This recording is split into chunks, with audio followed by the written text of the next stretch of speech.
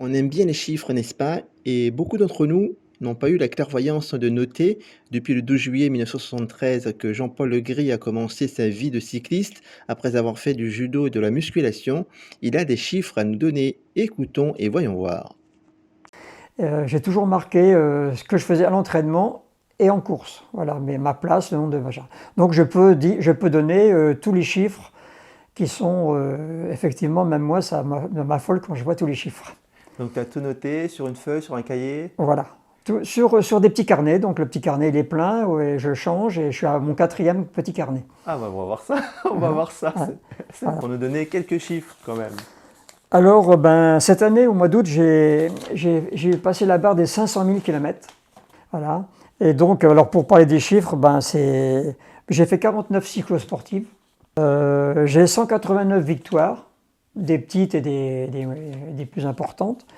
Et donc, un chiffre que j'ai été surpris de retrouver, c'est 2034 courses au jour d'aujourd'hui. Oh là. Mon record dans une année, j'avais fait 59 courses. C'était en 2014, c'était pas loin. Bon, tu courais plusieurs courses par semaine là. Oui, oui. Bah, à cette époque-là, au mois de juin, je ne m'entraînais pas, il y avait 3 nocturnes par semaine, donc on faisait ça. Et cette année-là, j'ai fait 59 courses, 5 victoires et 32 podiums. Voilà, c'est ma meilleure année en performance. Ah oui, une régularité Ouais. exceptionnelle.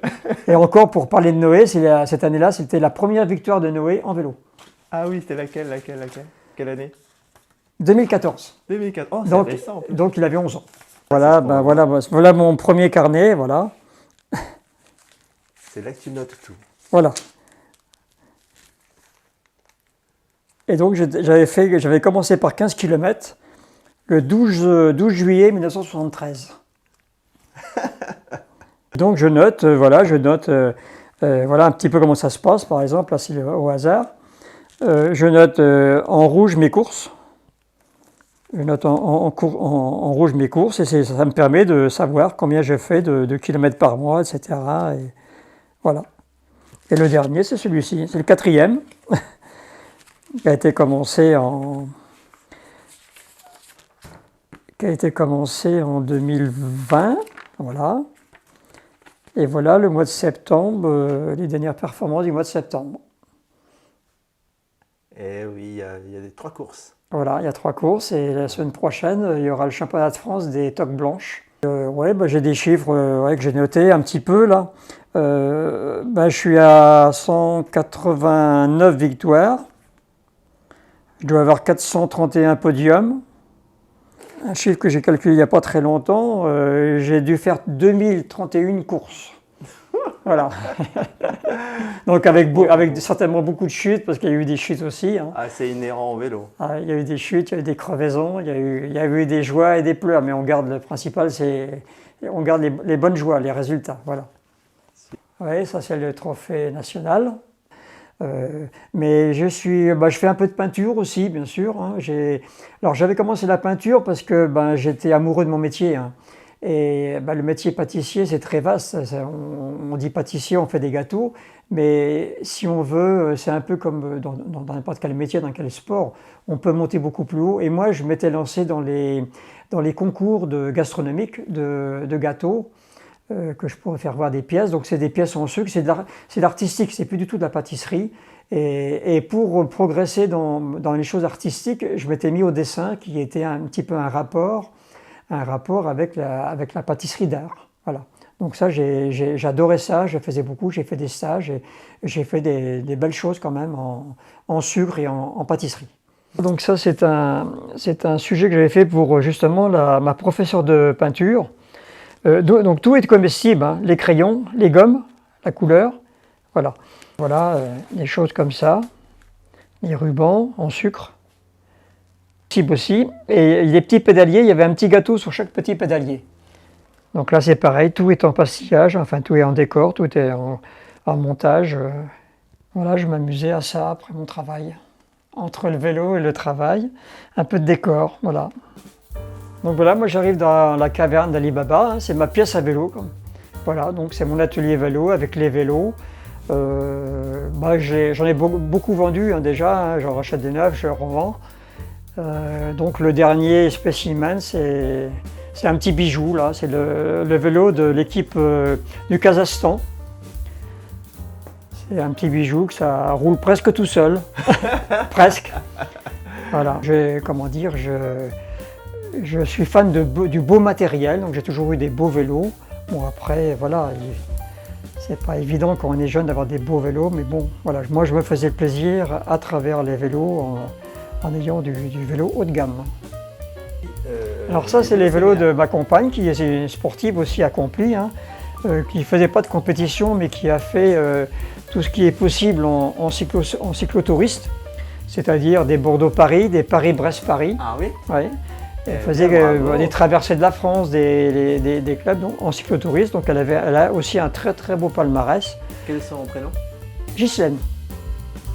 Voilà. Ah bravo Ghislaine. Ouais, oui. Au bricolage, je veux aller trop vite, donc c'est mal fait. Donc voilà, sur mes réglages de vélo, je vais chez les marchands de vélo, mis à part changer, bon bien sûr je répare les boyaux quand même, comme dans l'ancienne.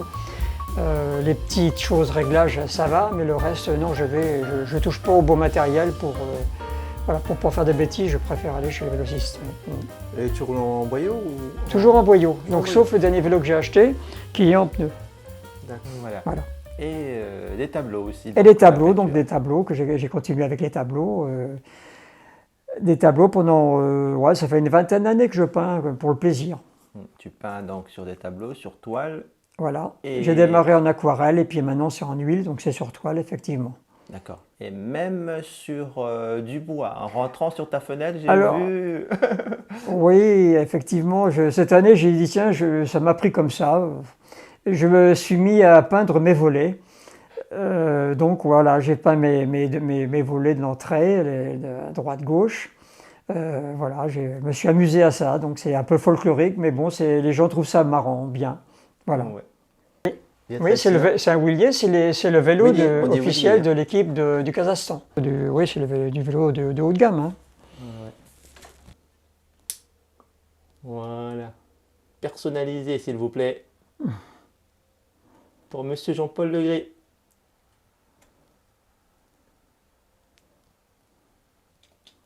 Celui-là, j'avais fait repeindre justement avec les liserés. La même chose. Ah oui, c'est vrai. Ouais. C'est mon vélo d'entraînement maintenant. De remémoriser ça, je pense que je dois bien être entre 15 et 20 vélos quand même. Hein.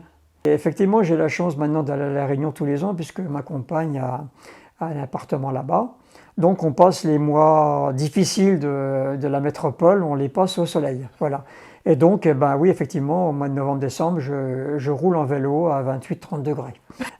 Et par contre, ce qui m'a surpris à La Réunion, c'est que les gens font beaucoup de sport, notamment le week-end, les dames, les messieurs, plus ou moins corpulents, tout le monde court. C'est une île qui est vraiment sportive. C'est le week-end, on fait du sport. J'étais surpris de voir ça. Oui. Et quand les Réunionnais viennent en France pour les championnats de France, ils sont toujours performants. Il y a quelques Réunionnais aussi qui sont performants au niveau mondial, au niveau piste. Et il y a aussi des Réunionnais qui sont chez les professionnels, effectivement. Oui. Ton grand-père faisait du vélo et c'était la suite. Oui, mon grand-père, mon père, donc mon Jean, donc le père à Noé. Et puis Noé, donc ça doit faire 5 générations de famille de vélo. C'est combien de kilomètres tout ça? C'est mon père a fait Paris-Brest-Paris, qui m'a laissé son bidon en souvenir d'ailleurs. En 1975, il a fait Paris-Brest-Paris. Et il roulait beaucoup. Et une année, je crois qu'il a fait 20 000 km en une année. Et je crois qu'au total, il m'a laissé ses petits carnets aussi. Et je crois qu'il a dépassé les 400 000 km dans sa carrière. Quoi. Voilà. Et tu me disais qu'il a couru moins que toi, mais ça fait beaucoup quand même. Oui, mais bon, il avait arrêté après pour le travail et à la retraite, il a repris le vélo à la retraite, et notamment en faisant beaucoup de cyclotourisme, quoi, beaucoup d'entraînement.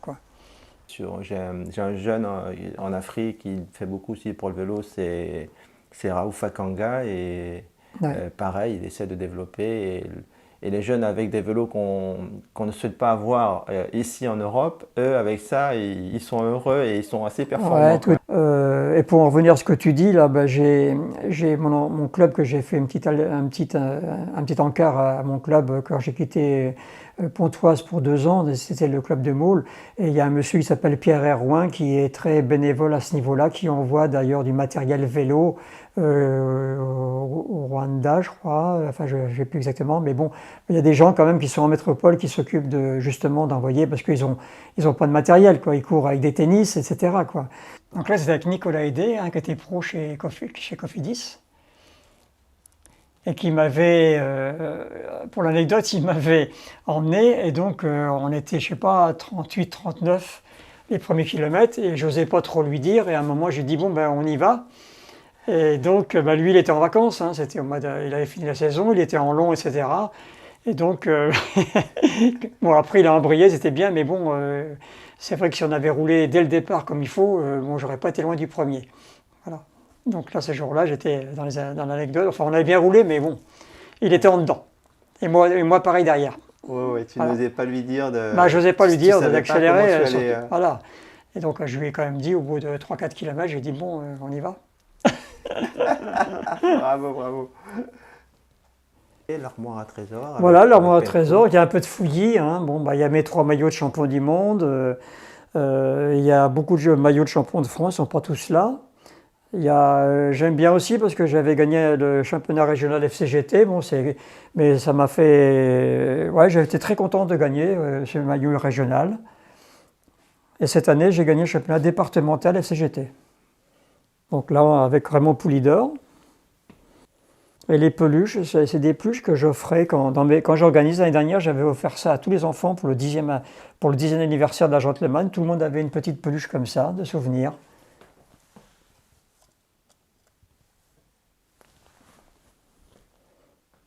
Donc souvent, je dis aux jeunes qui s'engagent, je dis, bon, bah, c'est Noël avant l'heure.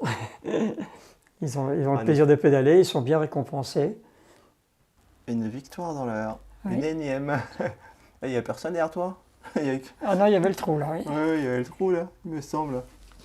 Et là, moi je suis derrière en second plan, mais devant c'est Renault, c'est Yvon Madiot, qui est connu bien sûr, hein, et à droite c'est la maman à Noé.